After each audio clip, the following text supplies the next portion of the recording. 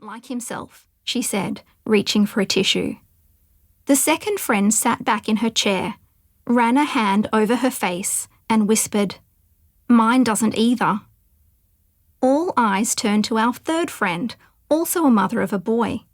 She paused for a moment before speaking. "I don't want to say this out loud," she said, her voice cracking. "But if I'm being really honest, I have to say my boy hasn't liked himself for a while."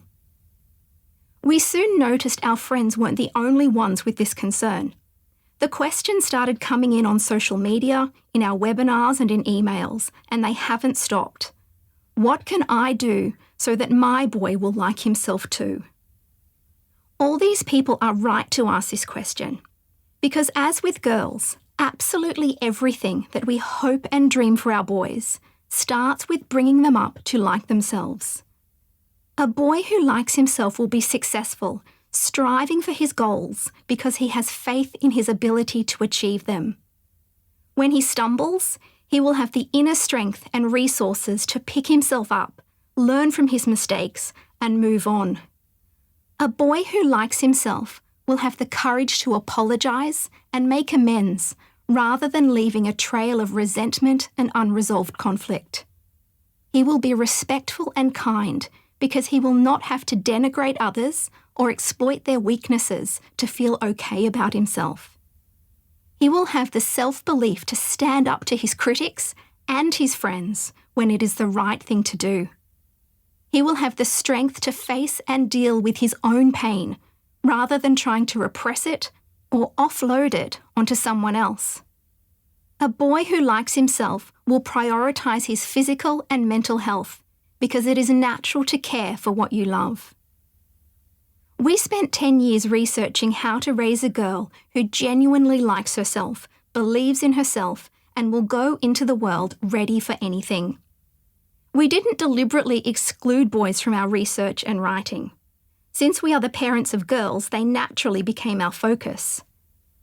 As it turned out, we realised many of the strategies we covered in raising girls could help anyone: boys, non-binary children, and adults. We have heard from many parents who have applied our strategies to their boys and who have seen profound and life-changing improvements in their boys' self-belief and well-being. We share some of these stories in the following chapters.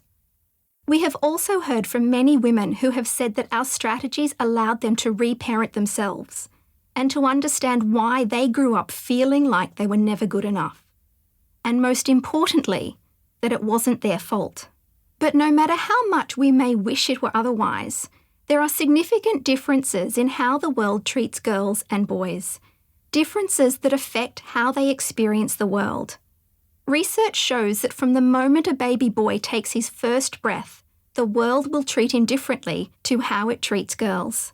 This will happen even if parents are aware of gender stereotypes and try to parent neutrally. For decades, people have been debating, campaigning, and legislating to dismantle the social and cultural conditions that limit and restrict our girls, and rightly so. But many of our social rules are also restrictive and damaging to boys.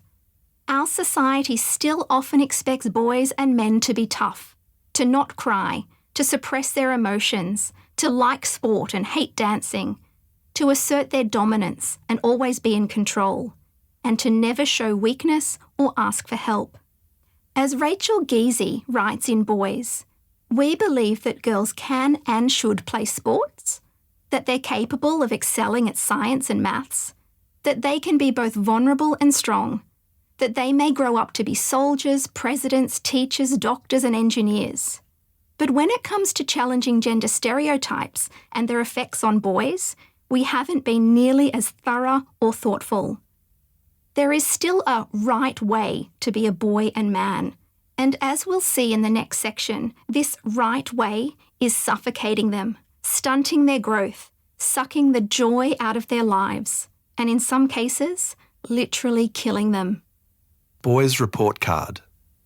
The following report card shows that many of our boys are struggling academically, emotionally, and socially.